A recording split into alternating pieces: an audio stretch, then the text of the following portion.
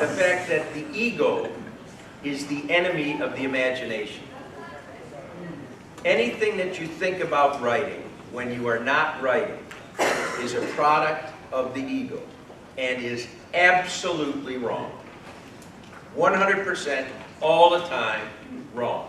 And if you take a step back and think about how much time you spend trying to purify yourself in order to get ready to write, that's like 95% of the time. And the reason for that is the ego has a stake in perpetuating the behavior that you've already engaged in. We do not think our way to right action.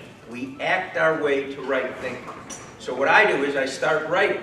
If I think about my writing before I start to write, what I'm really doing is justifying not writing.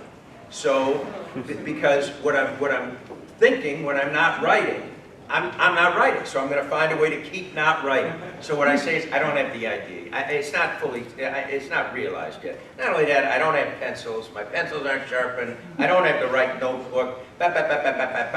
Whoa, 11:45 already. Time for lunch. So you're going to have to take the pig and go like this and try and grab root. I mean, I know I look like a goddamn fool, and that's part of it.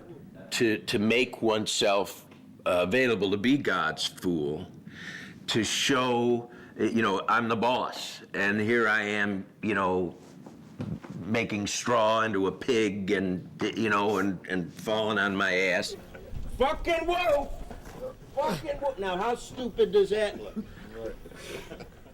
That breaks down the sense of separateness between, say, the author and the boss and the work, and that's how one thing becomes another. I think that language, both obscene and complicated, was one of the few resources of society that was available to these people.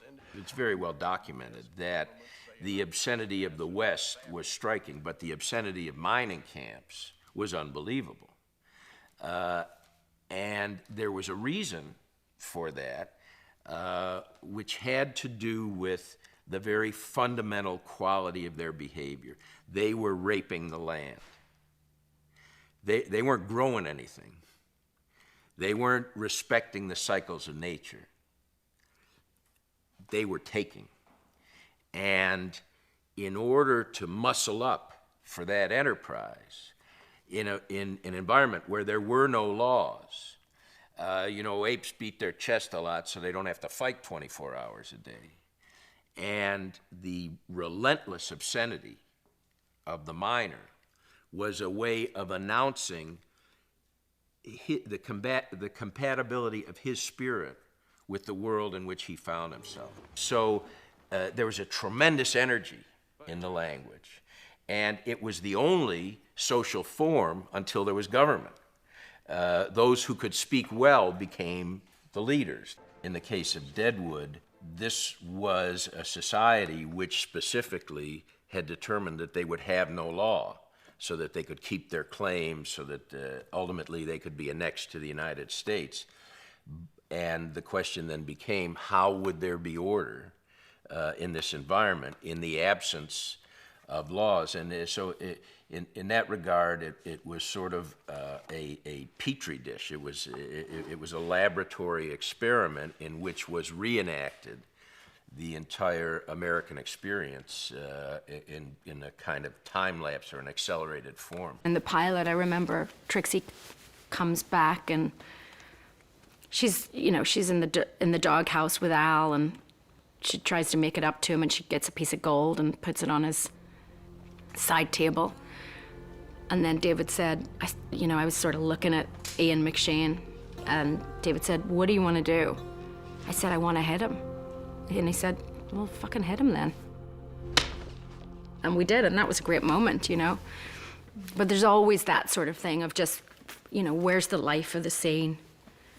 And finding that, and David will go in a completely different direction if he feels it. And David works in such a way where you're writing for what you shoot later that day. Right. So your job as a writer on those shows is to constantly be giving him material because we have no material. Oh, wow. So it's really an amazingly different experience. I mean, there were 2 writers on Deadwood for the 2 years that I was there. And there's not a room like this where everyone's voice is heard. It's a lot of David. And if you want to do a story on a show with David, you write the story. And you write it and write it and write it until finally he reads it so many times he thinks he thought of it, and then we get to do it. Are you surprised at the success of Deadwood? It's canceled. I don't know where all the success is. Well, I mean,